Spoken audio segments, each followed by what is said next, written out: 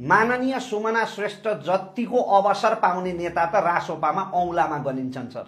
सुमना श्रेष्ठलाई पार्टीले पर्याप्त अवसर प्रदान गरेको छ र उहाँ योग्य पनि हुनुहुन्छ फेरि ती अवसरहरूको।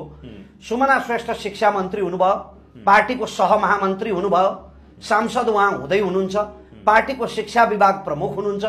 यति धेरै अवसर र जिम्मेवारीहरू पाउने नेता त राष्ट्रिय स्वतन्त्र पार्टीमा तपाईले बत्ती बालेर खोज्नुपर्छ सर। त्यति अवसर पाउनु भएको छ माननीय सुमना श्रेष्ठले।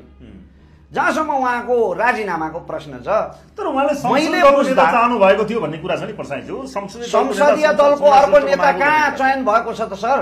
संसदीय दलको अर्को नेता नियुक्त भएको छ त? रासोपा संसदीय दलको अर्को नेता चुनिएको छ त? माननीय रवि लामिछानेको अनुपस्थितिमा उपनेता विराज भक्त श्रेष्ठले कायम मुकायम जिम्मेवारी सञ्चालन गरिरहनु भएको त हो नि संसदीय गतिविधि। कहाँ नियुक्त भएको छ त संसदीय दलको अर्को नेता? त्यो त विषय नै छैन संसदीय दलको नेता हुनुहुन्छ। रासोपा भित्र हरेक कुरा गुपचुप गर्ने, भित्र षड्यन्त्र गर्ने मुकुल ढकाललाई हटाउँदा पनि त्यही भयो। के भयो अहिले सुमना श्रेष्ठलाई के भयो? एकछिन, मुकुल ढकाललाई हटाउँदा के षड्यन्त्र भयो?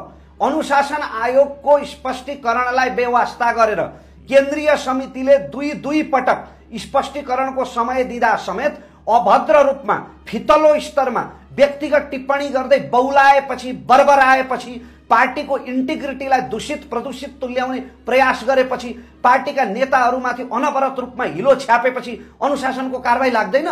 त्यतिको अनुशासनलाई सङ्गठनमा हुनुपर्दैन? सुधारको लागि प्रतिवेदन ल्याएको एकजना पात्रलाई तपाईकै कार्यक्रममा कैयौंपल्ट सुन्नु न, घुम्दै फिर्दै रुम्जाटार भने जस्तो हुन्छ कि तपाईकै कार्यक्रममा सुन्नुहोस्, तपाईकै कार्यक्रममा कैयौंपल्ट मैले दोहोऱ्याइसकेँ। फरक मत राख्दैमा कारबाही भएको भए गणेश कार्कीलाई किन कारबाही भएन? रासोपामा पार्टी स्थापना कालदेखि हरेक विषयमा गणेश कार्कीले फरक मत राख्नुहुन्छ।